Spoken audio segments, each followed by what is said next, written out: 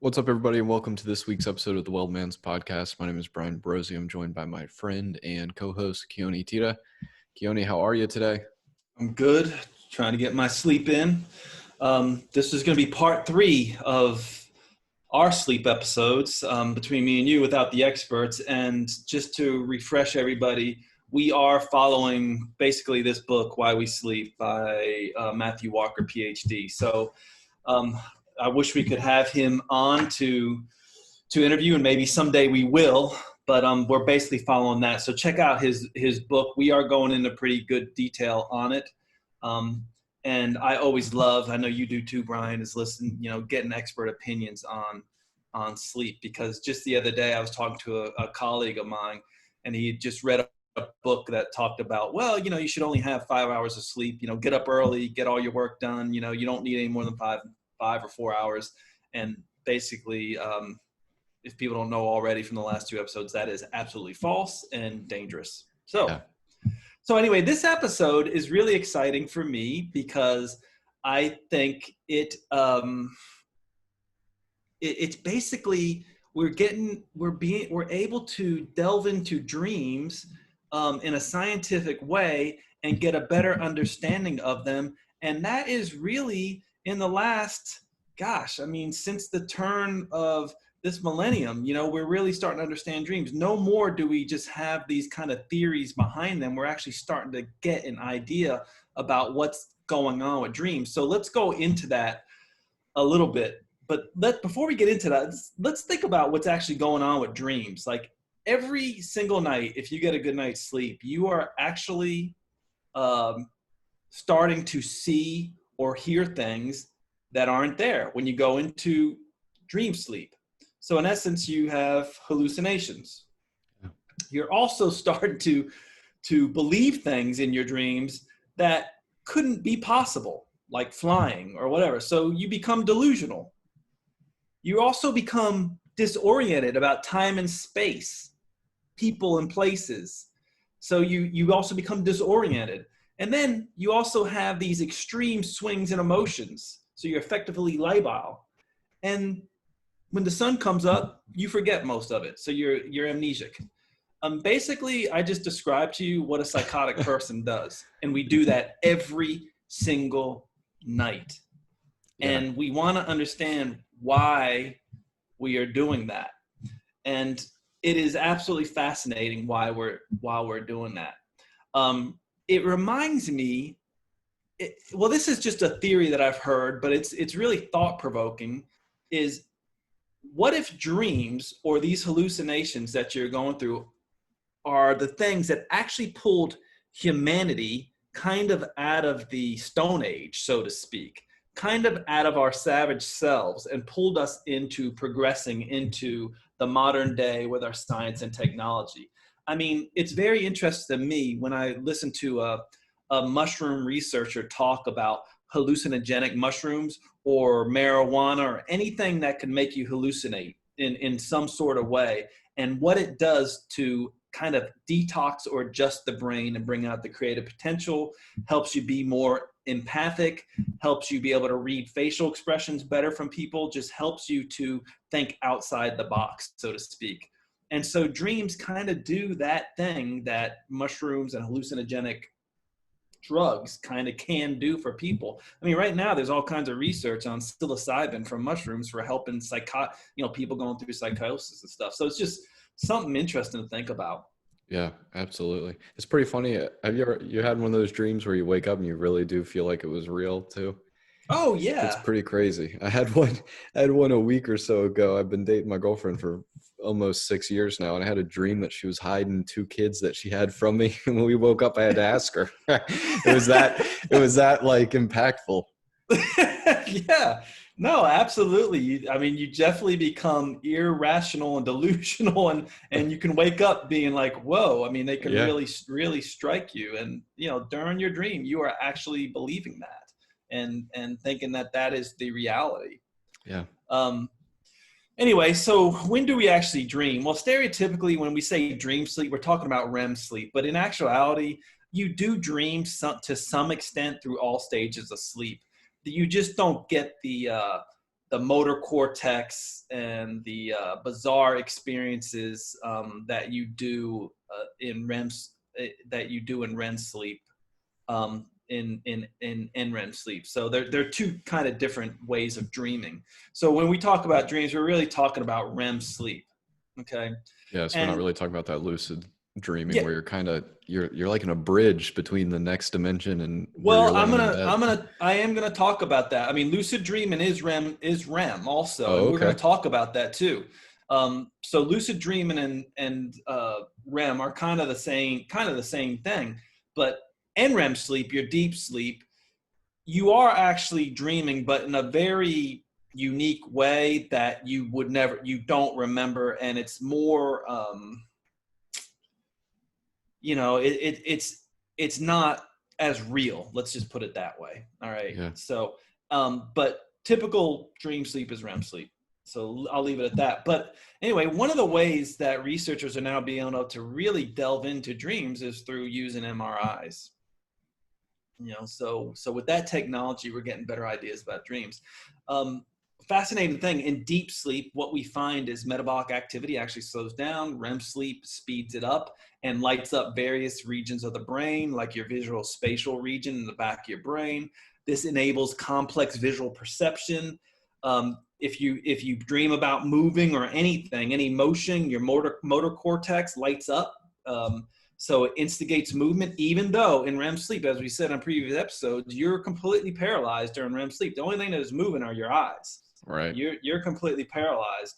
Um, It'd be fascinating as we learn more to kind of see, like I think about like spinal cord injury, stroke, where you get that one-sided weakness, and see if there's any benefit from that lighting up of the motor cortex. Because we know there is when you're awake, kind of that mental practice. And we've talked about this before. I'm almost certain there is. That's a great thought. I'm almost certain there would be some benefit to that. We do know, and I'll get into this, that dreams play a significant role in healing mental emotional trauma. So we'll talk about that in a minute. Also in REM sleep, the other big, we talked about this on the previous episode, is your hippocampus. Think about that as helping to consolidate memory, short-term memory. That lights up your amygdala and cingulate cortex. These generate and process emotions. And these areas are 30% more active than when you are awake. So when you're asleep, these areas just light up, and it's like it's like a whole virtual reality going on in there, and hence the dream. Yeah. It's like all your little filers go to work. Right. You have a whole office kind of filing everything away. Right. So that goes to work. But guess what kind of tones down is what we call the CEO of the brain, or your prefrontal cortex, right? And this is the part of the brain that manages rational thought and logical decision making. That's probably why your dreams are never rational. They're like completely irrational things. Like, I don't know, I was flying through a cotton candy tunnel, and it's like stuff like that comes up. And for some reason, I was really frightened because at the end there was this dragon there. That's it's kind of like the dream state, completely psychotic, hallucinations. You're telling me my dream about me and Kim Kardashian psychotic, Keoni?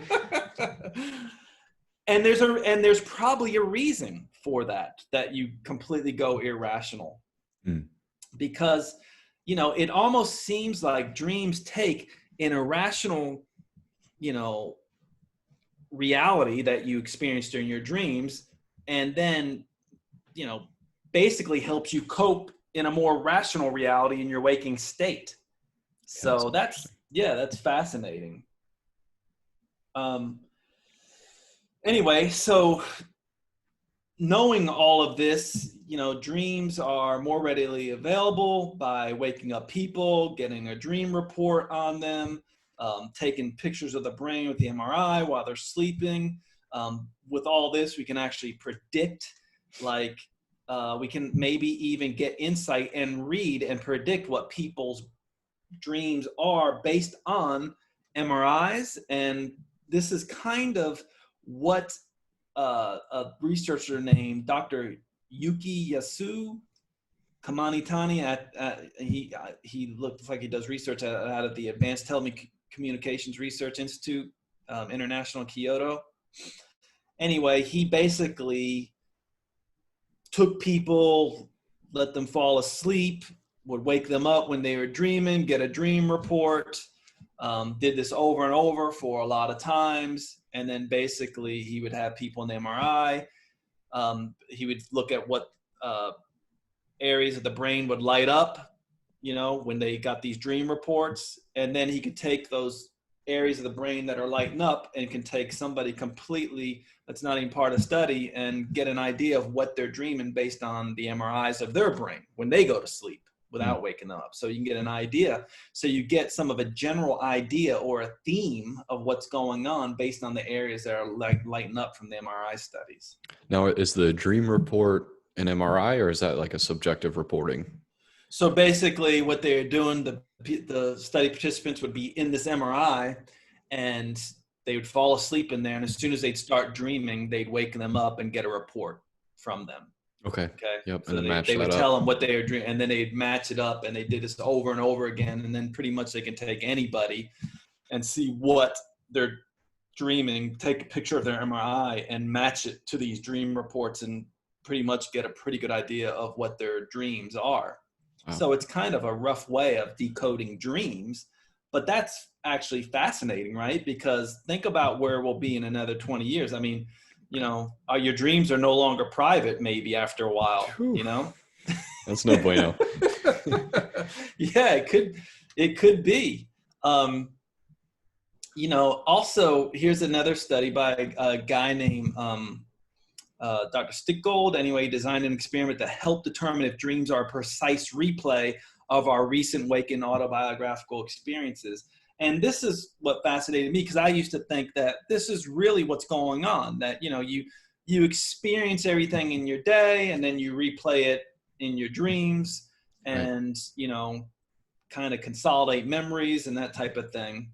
But what he found was only 1 to 2% showed a clear rerun of this group. Only 1 to 2% of the group and their dreams showed a clear rerun of the waking activities. Therefore, dreams are not an exact replay of waking activities. But what he did find was 35 to 55% of the dreams had emotional themes and concern, and that matched the concerns of the participants during their waking hours. So, for example, if you were stressed out about something, getting some work done or trying to meet a deadline, I always have this dream.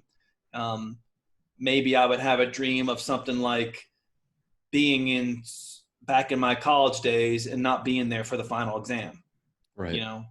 It's like the theme of stress and anxiety of that kind of shows up there.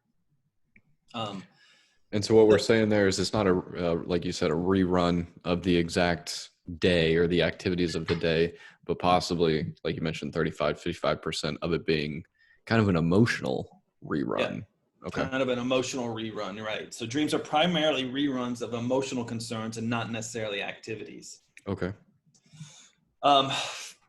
So what are the functions of dreams, or what do we know about them? And in that book, he uses an example of, Thomas Edison invented the light bulb to give people light, but one side effect of the light bulb is to put off heat. It's called an epiphenomenon. It's not the purpose of the light bulb to give off heat. I mean, we're not making light bulbs to get warm. We're using light bulbs to use it for light. And a lot of people thought, well, dreams are just epiphenomenon of sleep. It's just kind of one of those weird things that happen.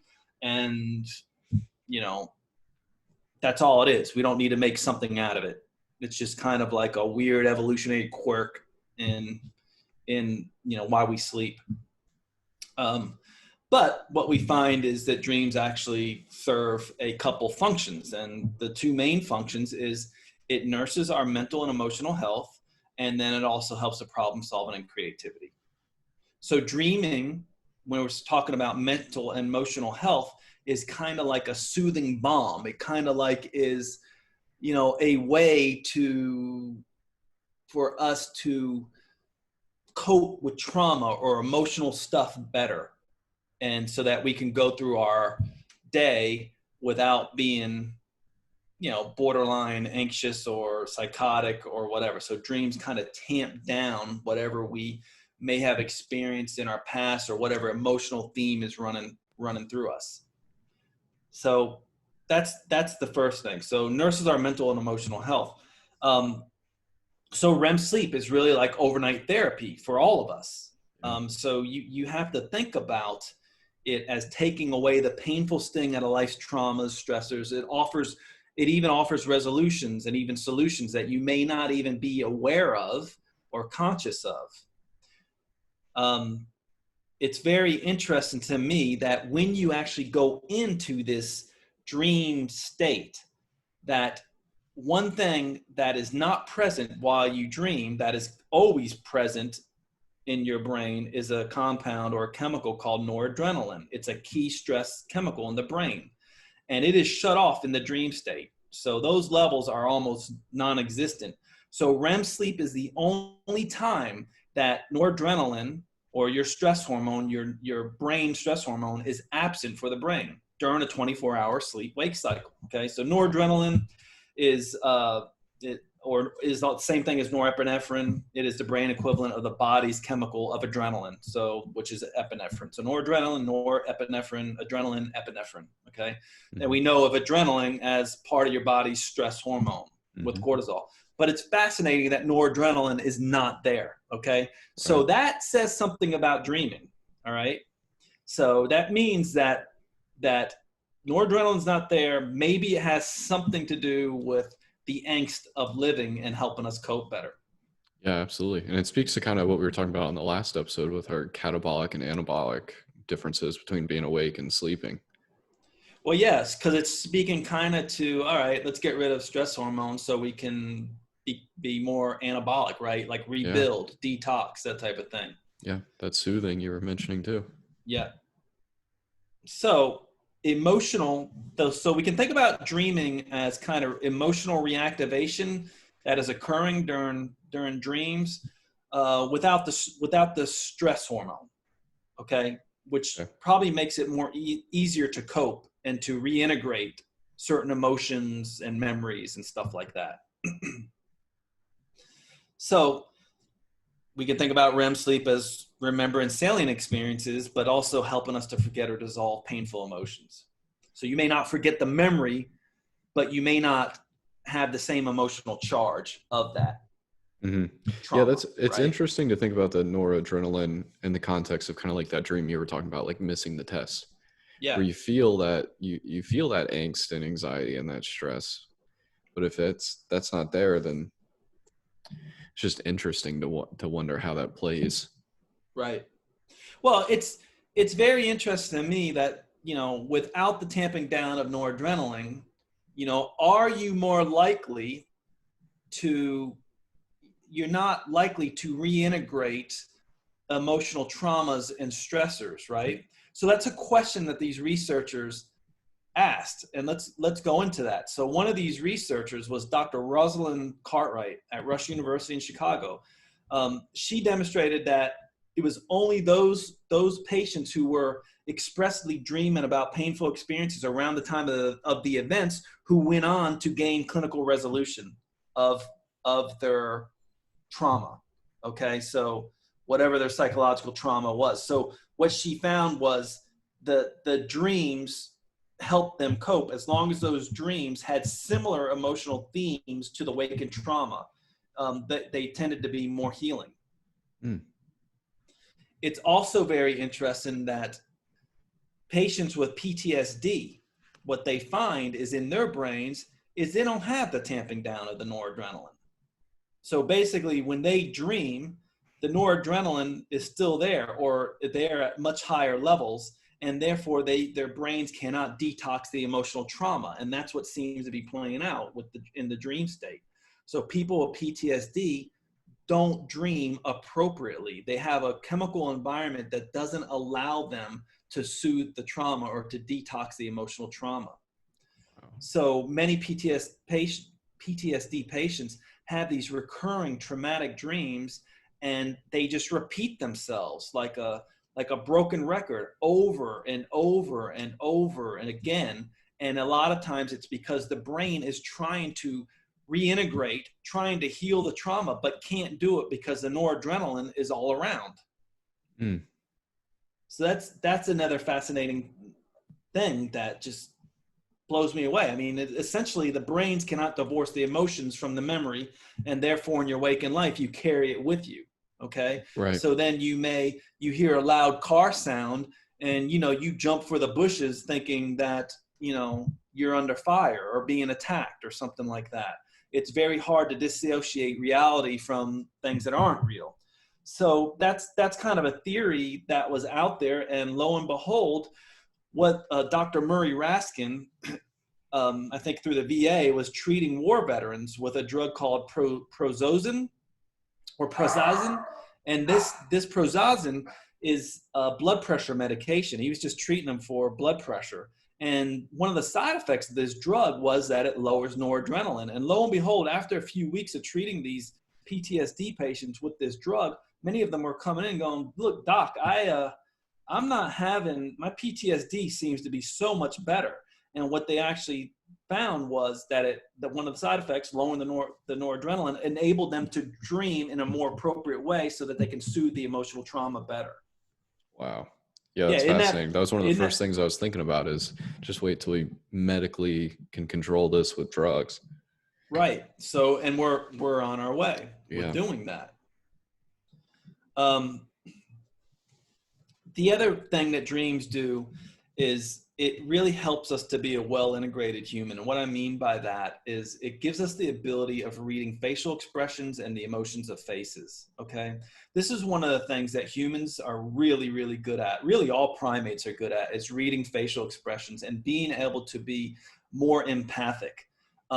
If you don't dream, the less of an empath you are. Like you can't read people's emotions with micro facial expressions or anything. You have a very hard time understanding people and communicating them.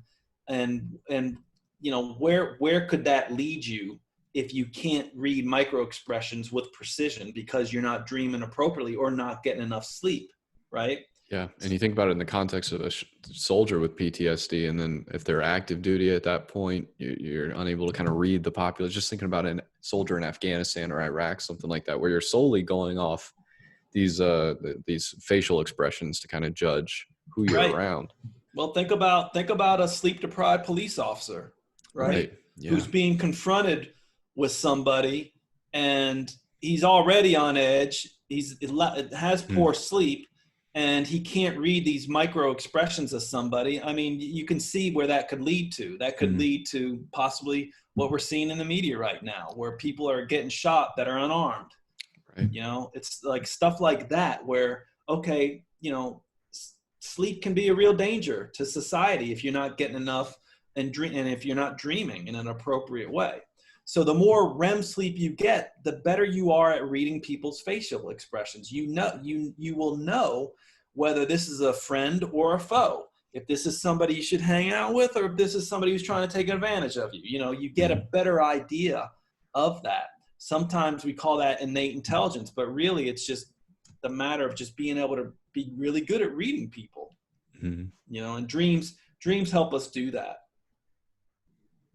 It's also fascinating, like when you look at the lifespan of an individual, we know that REM sleep is kind of acts like the recalibration of it to read people's facial expressions and emotions and stuff like that, and help you act in a more appropriate way, a more mature way. I mean, this really comes on board like prior to the transition into adolescence.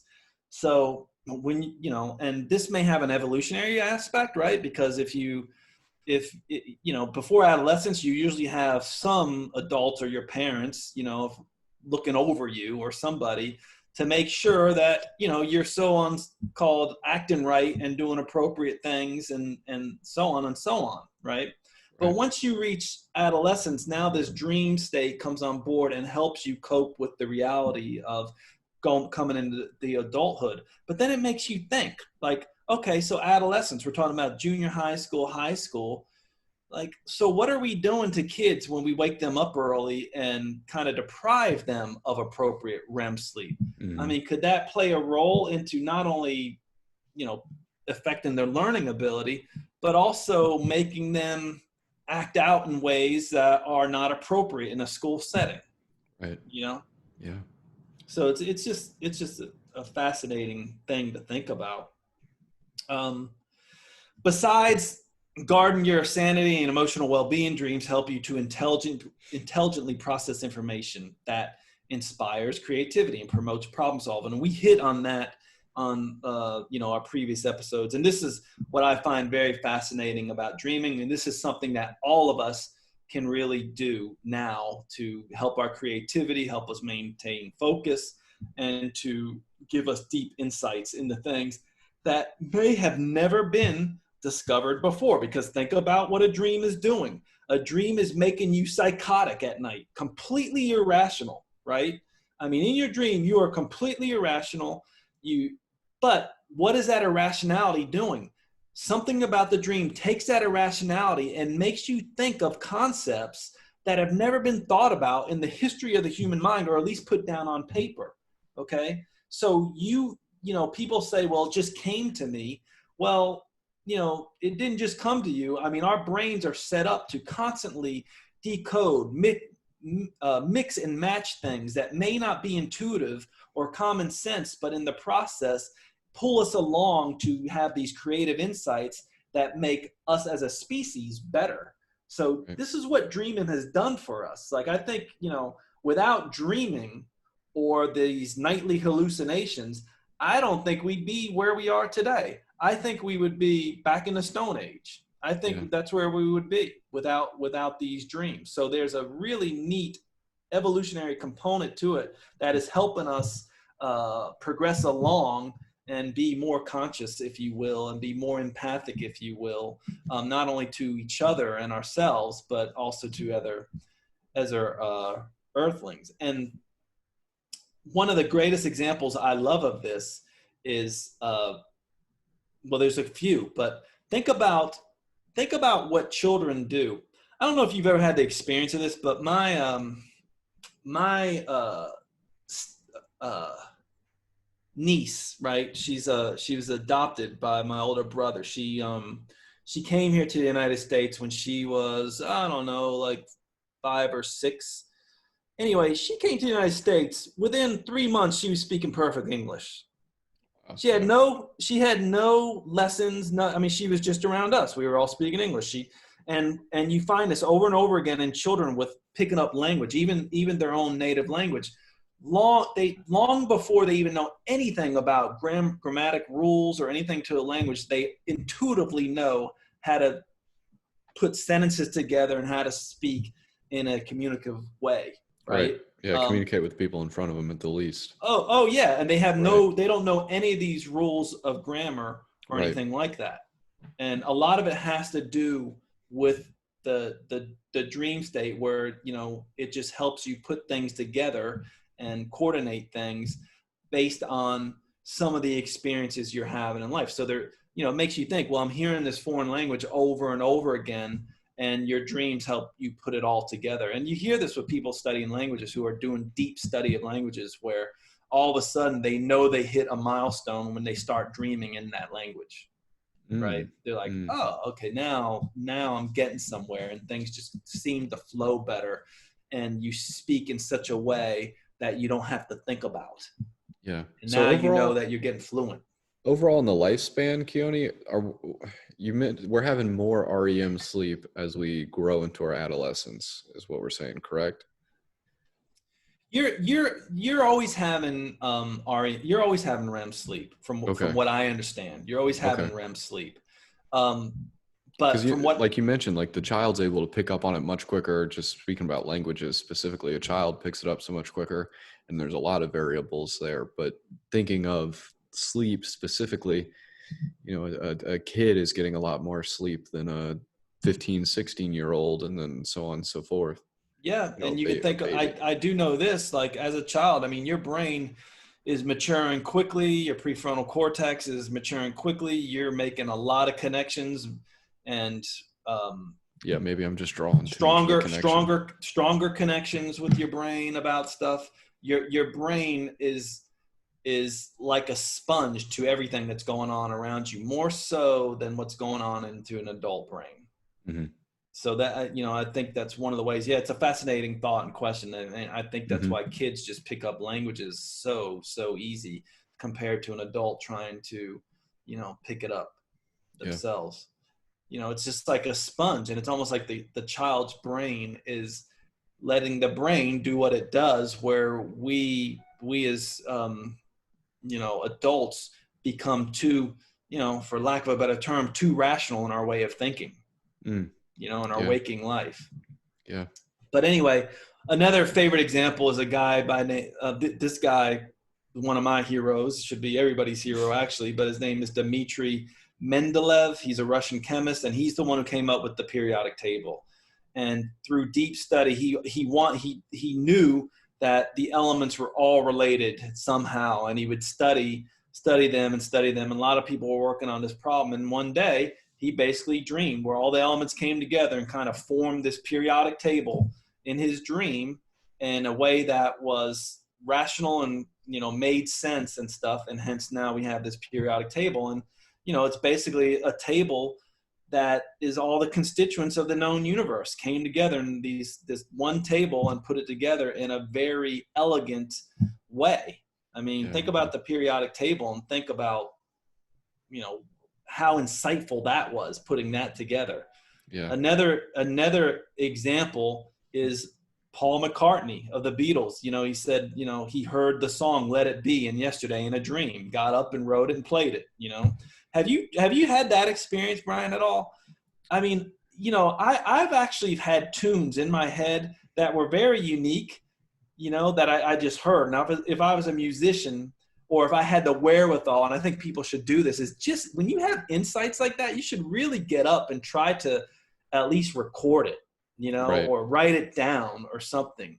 Because I think if people are more in tune with their dreams, they get insights that if they don't write it down, you know, they kind of forget. They go on to the next thing. Yeah, I think that's a good point. I was just thinking about how funny it was that those people are dreaming of the periodic table and great songs that last decades, and I'm dreaming about my girlfriend hiding out of wedlock children that I've never met before. Mm-hmm. So I don't know what that says about me, but clearly I'm on a lower level. Well, it's more REM. It's interesting. Like I consider that like a stress dream. I've had them too, right? It's like a stress dream. You know, like, so that's kind of the theme that's going through there. And that dream is helping you cope with, you know, the reality of how things are and how they're going and all that stuff. It enables you, you know, that dream, I would say, based on what we know, enables you to have more of a stronger relationship with your loved ones, you know, your girlfriend, wife, spouse, whatever. Mm-hmm. So yeah, it says something about yourself. Like, yeah, and not only that, you know, think about the stressors you have in your life. I mean, there's, you know.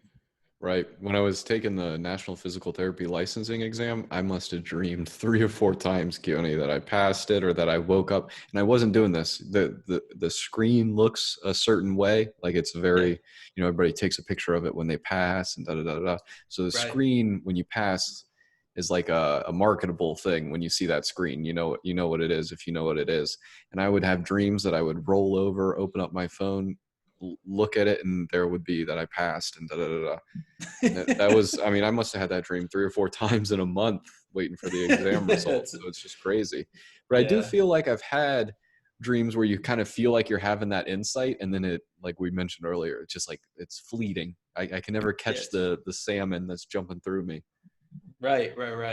And that's why I think it's fascinating. Like if you have MRI studies, you can actually see, okay, they're dreaming, wake them up, let's write it down.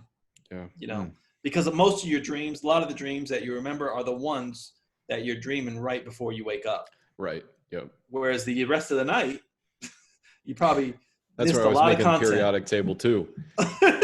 That's right. Yeah. I made the periodic table too. That's right. That's right.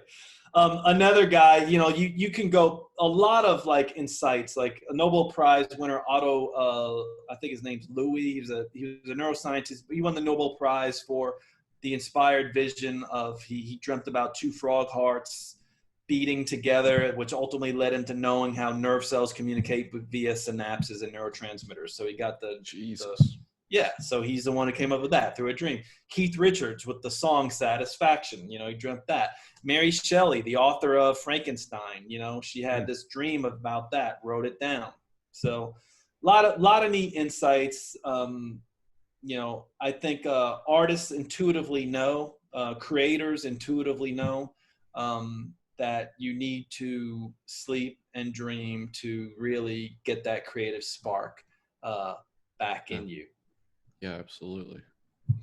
So another really cool studies or thoughts that they are doing is, when somebody's dreaming, it's like they're asleep, so you can't really get an idea of how their brain works while they're asleep. You can't wake them up because they're up. You can't ask them to do tasks while they're dreaming, so to speak. But you can kind of get close to it by waking them up during an episode of what's called sleep inertia. And everybody has a sleep inertia and knows what it's about, right? Sleep inertia is like when you wake up from sleep, it's kind of like that few minutes where you're disoriented and you're slowly waking up. You're still like in a sleeping state, even though you're slowly coming out of the sleep state into the waking state. You're feeling what's called sleep inertia. And basically there are neurochemical concentrations that go up and down to switch in between those states, waking and sleep states, so sleep inertia. But anyway, to get an understanding of how people perform while they're dreaming or in the sleep inertia state, they wanted to see what the functional properties of sleep were. And so one of the studies was where they would do anagram puzzles with, an anagram is where you have a word that is kind of jumbled up or scrambled, and then you have to see what the word is, right? Or find out what the word is. So these participants would see a scrambled word and would ask to speak the solution, right, upon waking. And they had 90 seconds to do it, and they would do this over and over again. So, and then they recorded their number of correct answers. And then the researchers would let the participants fall back asleep. They'd woke them in NREM sleep twice, and then during REM sleep twice. Again, they're sleeping in an MRI scanner, so they know when they're in these stages of sleep. And what they found was problem solving is much better during REM, when you wake up in REM sleep, than in NREM sleep, which is the deeper sleep. So solutions seem to come to the forefront or be more effortless, or just popping into existence when you would wake these participants up in REM sleep. Yeah. So the lingering effects of REM sleep just allowed people to be more open-minded and fluid in their solving problem abilities. Yeah, it'll be fascinating when we have the ability to monitor that if MRI at home and monitor that at home, and you could, wake yourself up at when the signal of the MRI gets here, and then you wake up at that problem solving time and get to work on it's it also reminds me, they did other studies on like memory association networks, and basically think about memory association networks as, I don't know, think about, for example, if you were thinking about me, you'd think, oh, Keoni, married to Jillian, it's associated with Jillian. Oh, they live in Winston-Salem, he's associated with Salem. Oh, he's in North Carolina, he studied chemical engineering, he went to Bastyr, all these associations. So through memory association studies, what they found was when they woke people up after REM sleep, they had these fascinating associations that would bypass logic but be very ingenious in how they came up with these associations. The same thing is being found in artificial intelligence, right? Where they'll put AI to a task, and the human researchers will be like, how did AI know to do that? I would have never, there was no common sense route to get there, but yet AI knew how to do that. You hear like when AI basically beats all chess players now through these nonsensical, irrational moves that they're doing, but they make sense that a human would have a very hard time coming up with. Well, REM sleep actually does this. So it makes associations and connects the dots to problems by making huge leaps and bounds. So you may say, well, A goes to B, which goes to C, right? But through the dream state, you may go from, well, A goes all the way to G, and you're like, well, how the hell did you get there? What happened in between? Right. Dream states help you make these incredible leaps. And so it's just fascinating that you see that in artificial intelligence too, you know? Yeah, it Um, is fascinating. oh, I it's, must say, at the beginning, it's like, and we talked about reading the book, and I was like, you gotta sleep. Like, people have been telling me to read that book for a while. Like yeah, told you, he was on Joe Rogan a long, yeah, long time ago, and people were blowing up about it. It was like, I didn't realize how important sleep was, and the whole time I'm like, yeah, I mean, you know to sleep, and it's important, and what more is there yeah, to it? And boy, I could right, have been more wrong. right, right. I mean, yeah, it's not something that we should take lightly, right? I mean, Right? we should really schedule our days around our sleep time. The Yeah. more research that's coming out, whereas people really schedule their days around, well, I'm going to exercise, I'm going to do this, I'm going to do that, I'm going to get this Yeah. done, I'm going to go to this meeting, and da da da da, without ever thinking, you know, they're always cutting their sleep short based on what they have to get done today, and they really, it should be the opposite, Yeah. you It's a know. great I point. mean, at this point, if I'm in a meeting that's going late, that's past my bedtime, like, I'm out of here, folks, I'm out of here, you know, I'm going to sleep. Yeah. I'll be more creative. I'll be able to help you anyway better next time. I'll wake up in RIM and have the answer. That's right. Um, anyway, so based on these studies, the act of dreaming and the associated content of these dreams, they basically determine creative success. That's fascinating. That's something that people really need to know. They make one able to conceive distance associations, thus bypass the logical, common sense, step-by-step associations, which we just talked about. Um, it I mean, it basically what it does and what he said in the book was, you know, it just helps people shape knowledge and put it into wisdom.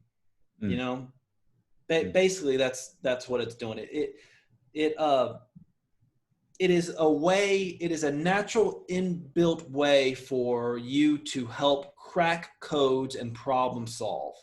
I remember listening to um, what is his name? He's the author of the book Singularity. Oh, Ray Kurzweil. Ray Kurzweil. Mm. Anyway, he said something in one of his talks where every night he goes to sleep and beside him he has like a notepad, right?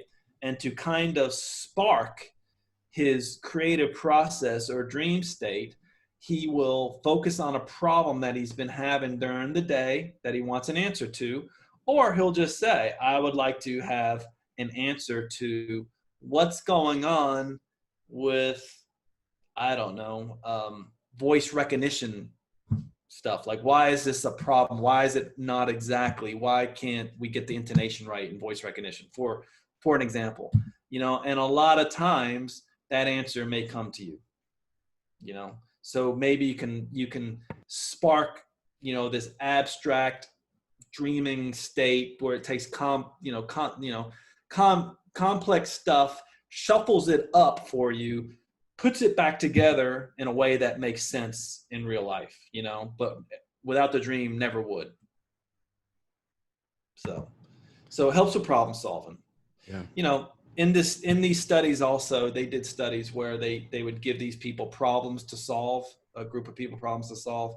And one of the things about the problems were there's a very like rational way to solve the problem, but there's also a shortcut solution to these problems. They're probably mathematical problems that the participants did not know about. Okay.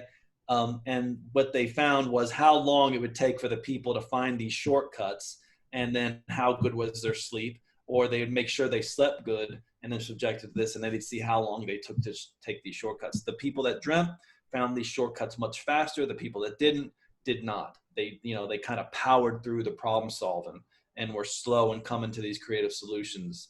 Um, Same thing with like virtual maze studies they do with dreaming. You know, they take people that would nap for 90 minutes or more, showed superior performance going through mazes. It's almost like the dreaming helped them visualize salient points during the mazes that would enable them to go back and solve the mazes much easier. Um, it's just incredible. Another person, we just talked about Edison and the light bulb. Edison, you know, a lot of people throw him up as saying, you know, well, he's one that actually journaled that he never slept. Well, what's fascinating about him, he's actually did sleep, and he would use sleep to help him problem solve and to aid in his creative process. And what he would do, at least how the story goes, is he'd hold like these metal balls in his hands. He'd go to sleep, and he knew that when he was dreaming, he would go completely paralyzed, or he'd go limp, right? And therefore he'd drop the balls on the floor, and then he'd wake up because he was in that dream state, right? And then he'd write down his dream and that type of thing. So he did a lot of daytime napping, and hence he's one of the most prolific, innovators, at least of the 19th century. Yeah, his wife didn't appreciate it, but we sure do. Yes, we do. And then before we end, let's just talk a little bit about lucid dreaming, because lucid dreaming is fascinating. You brought it up at the beginning. Lucid dreaming is actually where you can control your dreams. Yeah, you almost feel like a director. Yeah, you can control your dreams. In your dream, if you want to fly, you can fly, and you can feel the flying. If you want to, travel to the so-called end of the universe, you can do that. If you want to go to the moon, you can do that. It's really fascinating. You can do all kinds of incredible things in that dream-like state. And for the longest time, until recently, most researchers thought it was just bullshit. Like, that's bullshit. You can't lucid dream. It just doesn't make sense, because basically if you're going to control your dreams, that means that you're not really asleep. Right. But what they did find was that lucid dreamers actually can control their dream, and they can control what they dream, right? So they can manipulate their dreams and control what they choose to dream. And it's fascinating because they don't know why people can do this. It's only like 20% of the general population actually will go into natural lucid dreams. Have you ever done that, Brian? Have you ever lucid dreamt? Yeah, I feel like I definitely have. Yeah, I have too, a couple times. I know what it feels like. I love it because it feels like you're floating out of your body. It feels good. You can fly around. You can do something, and it really does feel like you're flying. Yeah. Yeah. And like you're directing where it's going, the direction. Where you're directing the dream where it's going. And theoretically, I wonder where that comes in from an evolutionary perspective, right? Like, is that like the next step, like from an evolutionary perspective, as far as where dreams may take us as far as a species? Like, will lucid dreamers be more innovative? And since we can control our dreams and kind of direct them a little bit to I don't know, enable the creative process, instead of just waiting for that aha moment or random dream that you catch at the end of the night, hopefully, that gives you the periodic table, Right. Yeah. And it speaks again to kind of that, like, stroke weakness on one side, and kind of rehearsing the move. If you can direct your dream and rehearse, I am almost certain, sort of activity. I'm almost certain, because what are you doing? We know in the dream that if you are dreaming of that, limb that you can't move, we know in your brain that motor cortex region is lighting up, right? Yeah. Which then could help you stimulate the movement, maybe in reality. So yeah, there's all kinds of things that you can see where this can take us. Yeah. So, well, tell people what's coming up, Keoni. I know we've got. I'm really interested in the next ones, because I know people are, and I know sleeping pills are a big thing, and right. So the next podcast we're doing is, again, it's going to be part 4 of sleep. We're following along with Dr. Walker's book. It's going to be on the problems with sleep, the illnesses of sleep. We're going to talk a lot about insomnia. We're going to talk a lot about sleeping pills. We're going to talk about narcolepsy, a lot of sleep disorders, and hopefully, if we have time, we will go over some of the natural sleep remedies. If not, we'll get that to part 5. There's a part 5. I think we can wrap everything up in the next episode, though. But I think the next one is going to be really important for a lot of people. We're going to get to the good stuff, especially for all of us, all the people out there that are insomniacs or think they're insomniacs. Yeah. So stay tuned for that. That'll be great. Yeah. Anything else, Keoni? That's it. All right. Well, we can't go away without mentioning our salad offer. And then soon we'll have the sleep tips coming out. So you can get the salad offer by clicking the link in the bio. We have a few questions basically about how we can improve the show, how you consume the show. and what topics we can cover, what we can do to better serve you. And then you automatically, a new tab opens automatically and the salad PDF pops up, and you also get emailed it. Again, Super Somersault, the Well Man's Podcast, Magical Salad. Delicious, stays for a week. It's awesome. And in there is the tips on how to make sure it does stay for a week, and all the ingredients just listed out so you can easily follow along and make it yourself. All right, everybody, be well. We'll talk to you next week. Take care. Sleep well. Yes, sleep well, definitely.